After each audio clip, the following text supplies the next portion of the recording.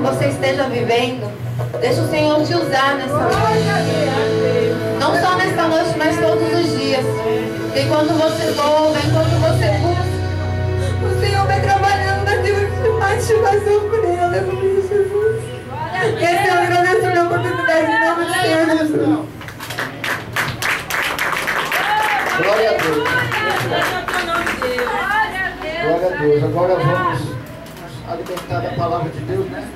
Já foram no banheiro, no toalete, já beberam água, né?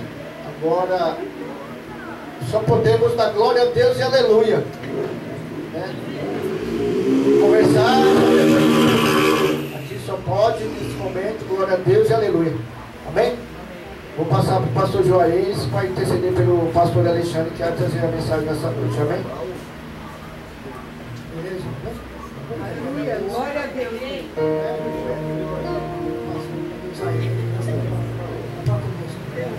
Jesus.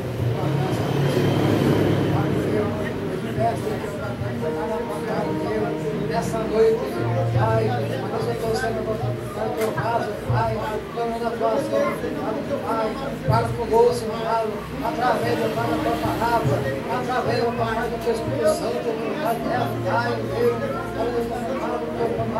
da tua igreja, irmão, para que nessa noite, Pai, Deus, a nossa mente, Deus, a nossa oração, Pai, Deus, que manda a palavra, amado, possa, amado, cada vida, Pai, possa, Pai, ficar no nessa noite, Deus, fala conosco, Pai, em nome do Espírito Santo.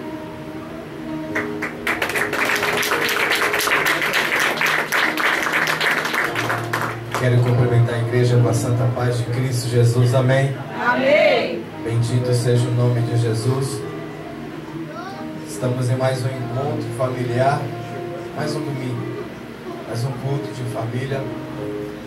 E eu pergunto nessa noite, o que é o conceito família? Louvado seja o nome de Jesus. Quando falamos em família, falamos em felicidade, falamos em alegria, mas é sempre assim.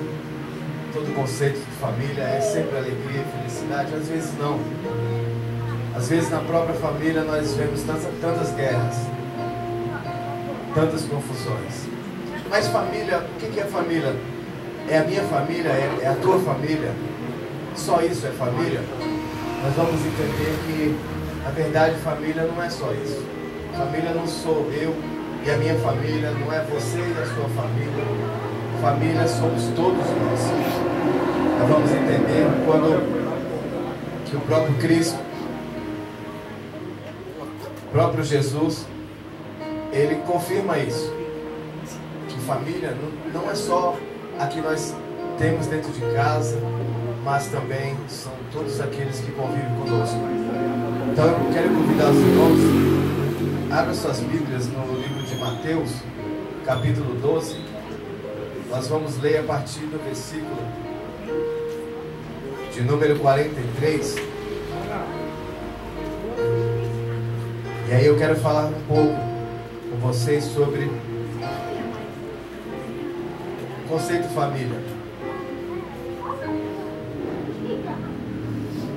Nós sabemos que todos os domingos nós tentamos realizar um culto familiar. Todo domingo nós tentamos realizar um culto de família.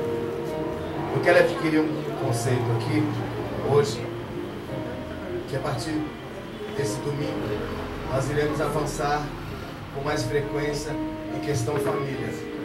Porque nós estamos vendo muitas guerras, muitas separações, muitas destruições nos lares e nas famílias. E se dizem que a família é a base de toda estrutura, se a família é a base realmente da nossa vida, nós não podemos deixar a base se quebrar, não podemos deixar a base se romper, porque se a base se romper, com certeza a casa ela vai abaixo. Então nós vamos tentar fazer algumas coisas para tentar bular tudo isso que está sendo feito contra as famílias, contra os conceitos, as rezas contrárias que estão sendo realizadas contra as famílias, algumas obras de macumbaria que são feitas, trabalhos de macumba que são feitos contra famílias, e é em cima disso que nós temos que trabalhar na oração, na conversa, no conhecimento da palavra. Tudo aquilo, toda a arma que Deus tem nos dado, nós vamos trabalhar em cima disso. Porque se nós não nos reunirmos para fazer isso aí, dificilmente nós iremos conseguir vencer ou tentar manter a nossa família na presença de Deus. Louvado seja o nome de Jesus Cristo. Como quero ler com vocês o capítulo de Mateus, de número 12, o versículo de número 46 diz assim: E falando ele ainda à multidão, eis que estavam fora sua mãe e seus irmãos, pretendendo falar com ele. E disse alguém: Eis que estão ali fora tua mãe e teus irmãos, que querem falar contigo. Ele, porém, respondendo, disse ao que estava falando: Quem é minha mãe? Quem são meus irmãos? E estendendo a mão para os seus discípulos, disse: Eis aqui minha mãe e meus irmãos. Porque qualquer que fizer a vontade do meu Pai que está no céu, este é o meu Pai, este é o meu irmão, minha irmã e a minha mãe. Então, quando nós lemos isso aqui, aleluia, nós vamos entender que Jesus está falando, Ele mesmo está falando, todo aquele que buscar a Deus, todo aquele que clama ao Senhor, todo aquele que crê em Deus, ele é irmão. O conceito de família está aí. Todos nós somos irmãos. Todos somos uma família. Mas por que tanta indiferença? Por que há tantas guerras dentro das famílias? Por que as pessoas não entendem que se simplesmente ela olhar para a pessoa que está ao lado e ver como um irmão, como uma irmã, ou como alguém que ela pode amar, porque esse é o conceito, amar um ao outro como a si mesmo. Se há o conceito de amar o meu irmão como o próximo, de amar ao meu irmão da maneira que eu me amo, eu preciso amar o meu irmão que serve a Deus, o meu irmão que anda comigo. Essa é a minha família. Peço a igreja que pode se sentar. Bendito seja o nome de Jesus Cristo. Mas as questões de indiferença dentro da igreja, as questões de indiferença dentro da casa, do lar, no meio da família, destrói tudo isso que nós temos de tão rico que Jesus nos deixou. E às vezes, por causa dessas questões, muitas pessoas têm desistido, muitas pessoas têm largado o Evangelho, muitas pessoas têm parado e abandonado a crença por causa de uma palavra que o irmão disse que magoou, que machucou, por causa de uma palavra que alguém da família disse que colocou ele lá embaixo. Mas nós somos servos do Senhor. A Bíblia diz que Jesus estava falando com os seus discípulos. E eu acredito que todos que estão aqui nessa noite são discípulos de Jesus. E se Jesus estava falando com os seus discípulos naquele dia, voltando àqueles discípulos, dizendo que todos aqueles que estavam ali ao lado dele eram o irmão, mãe dele, ele também está falando com você nessa noite. Cada um de vocês que estão aqui presentes são irmãos, um com o outro, e que cada um deve ajudar o outro. De que maneira nós ajudamos os nossos irmãos naquilo que ele precisa? Nem sempre o material que necessitamos, não é verdade? Às vezes um simples abraço, uma palavra bem colocada, uma palavra amiga, uma palavra verdadeira, ela levanta uma pessoa, ela faz com que aquela pessoa ela volte a ter esperança de vida. Lembra quando eu disse ontem sobre a água da vida, sobre a água da esperança, a água da salvação, a fonte que nos faz levantar, que nos faz ser mais fortes? É exatamente por aí. Nós estamos falando de família. Pastor, mas às vezes eu confio mais nos de fora, nas pessoas que eu não conheço, do que nas pessoas da minha família. Aleluia a Deus. Mas eu acabei de te dizer, quando eu estou falando de família, eu não estou falando só daqueles que são de sangue, mas aqueles que andam com você, que estão com você, igual nós estamos nessa reunião nessa noite. Aleluia. E não é a primeira vez que estamos aqui juntos, nós já estivemos aqui muitas vezes. Glória a Deus. Glória a Deus. Alguns conhecem a história do outro, alguns compartilham a vida um do outro, e às vezes mesmo sabendo que, conhecendo a necessidade daquela pessoa, ele prefere não ajudar. Ele vai preferir falar, ele vai preferir criticar, ele vai preferir condenar. E a Bíblia diz que nenhuma condenação há para aquele que está em Cristo Jesus. Ele vai preferir condenar, ele vai preferir jogar uma pedra do que ele pegar na mão e dizer: olha, vem cá, o que está acontecendo? Você fala comigo, eu preciso te ajudar, mas você precisa se abrir, você precisa me dizer em que eu preciso te ajudar. Isso é família. Jesus estava numa obra muito importante naquele dia, junto com os seus discípulos, e como nós entendemos e lemos muitas passagens de Mateus, Jesus nunca estava só com seus discípulos. Jesus sempre era acompanhado de uma grande multidão. Jesus queria dar uma lição àquele povo que estava ali, que não tinha conceito nenhum de família. Muitas pessoas que estavam ali, eles tinham aquele eu dentro do coração, que era eles e mais ninguém. Principalmente os fariseus, aqueles que se diziam ser sacerdotes daquele lugar, mas que não ajudavam ninguém. E aí ele nos dá um grande exemplo, dizendo que a família eram aqueles que estavam à sua volta, o Filho de Deus. E aí eu separei alguns versículos para que a gente possa entender um pouco desse conceito de família. Do que é família? Então, quando nós voltamos lá atrás, lá no Antigo Testamento, no livro de Êxodo, capítulo de número 20, versículo 12, está escrito assim, ó: honra teu pai e tua mãe, a fim de que venhas vida longa na terra que o Senhor, teu Deus, te dá. Nós voltamos lá no passado. É Jesus que está falando? É Deus que Jesus falou? Jesus falou que todo aquele, louvado seja o nome de Jesus Cristo, que confia no Pai, todo aquele que escuta o Pai, todo aquele que busca o Pai, é irmão dele. Agora olha o Pai falando. Veja só, nós estamos lá no livro de Êxodo. Olha o Pai falando, Deus falando, louvado seja o nome de Jesus Cristo, para que você honre seu pai e sua mãe. Bendito seja o nome do Senhor, para que Ele possa te dar maiores dias na terra. Devemos sempre nos lembrar, louvado seja o nome de Jesus, da importância de honrar, respeitar os nossos pais. Aleluia. De alguma forma Deus nos deixou para cuidar de nós.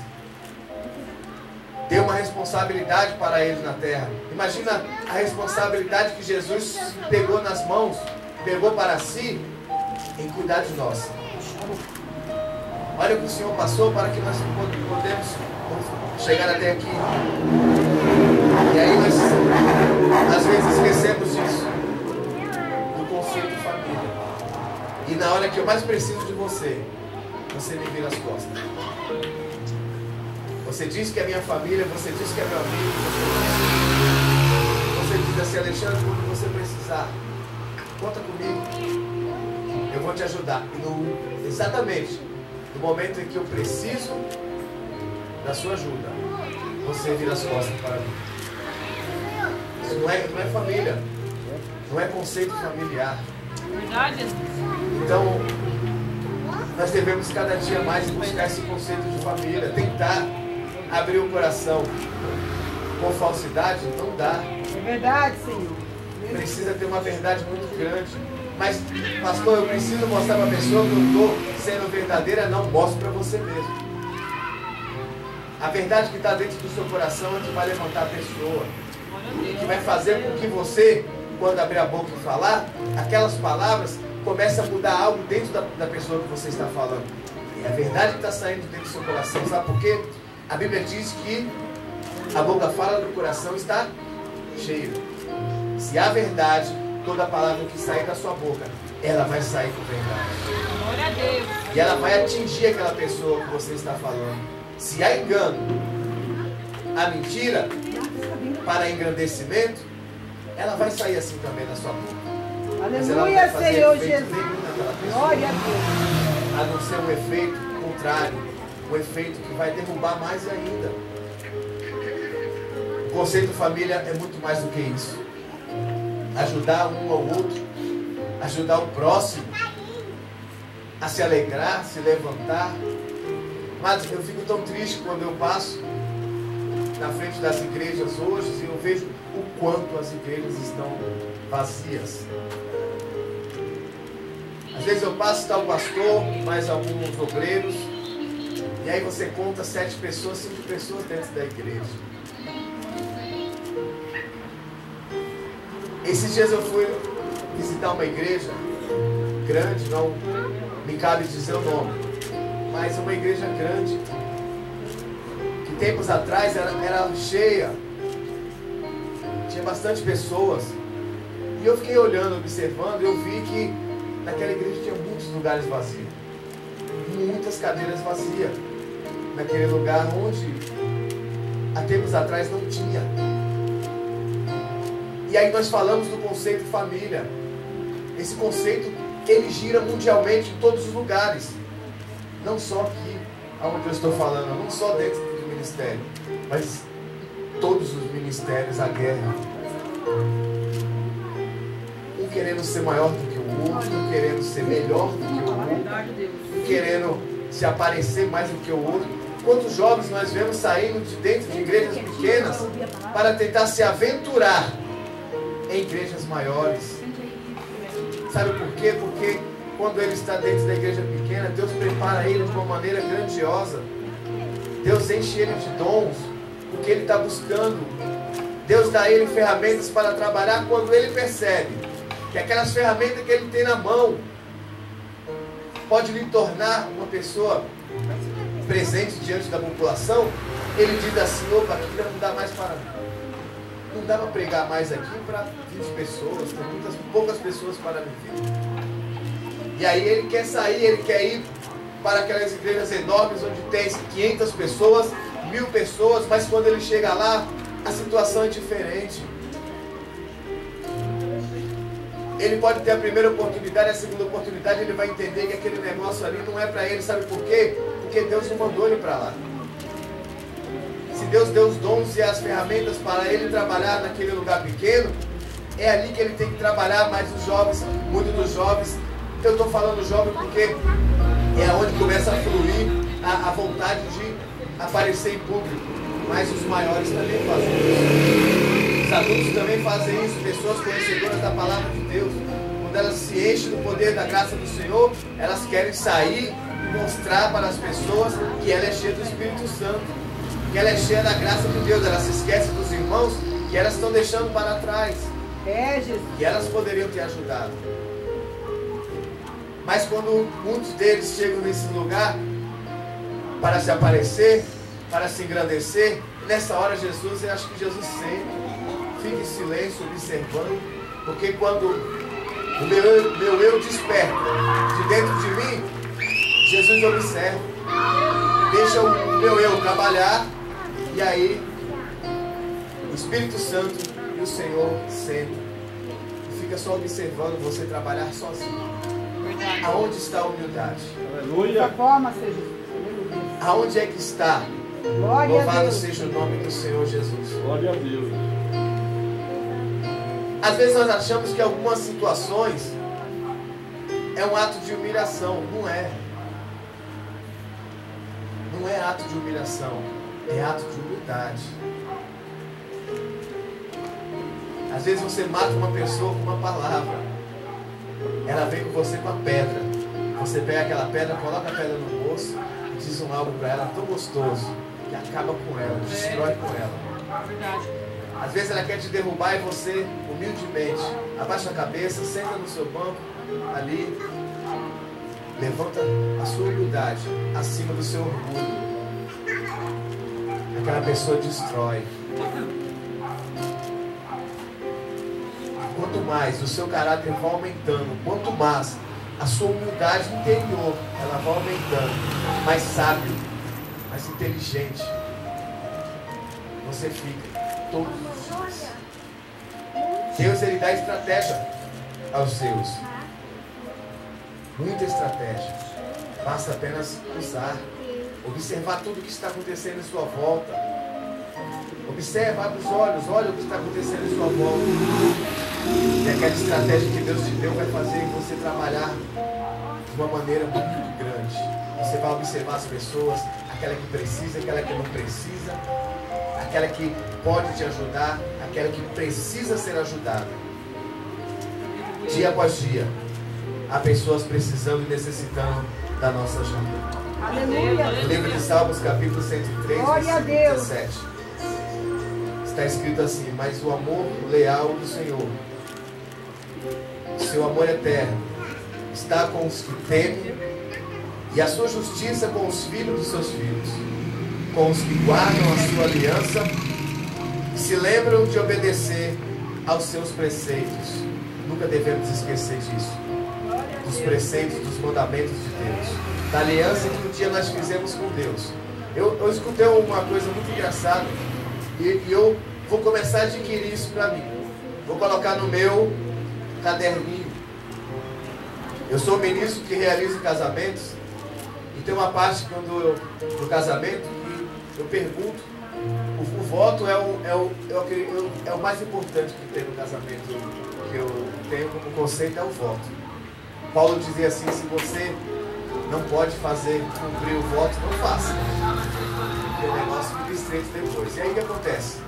Tem uma parte do casamento, quando você está ministrando, você pergunta: louvado seja o nome do Senhor Jesus, para o esposo, para a esposa, se realmente ele quer fazer aquilo. E aí você pede para eles fazerem um juramento de fidelidade com Deus e com a pessoa que está à sua frente. E aí ele diz, sabe o que ele fala? Que ele será fiel àquela pessoa até a morte. Até que a morte se separe, ele vai ser fiel.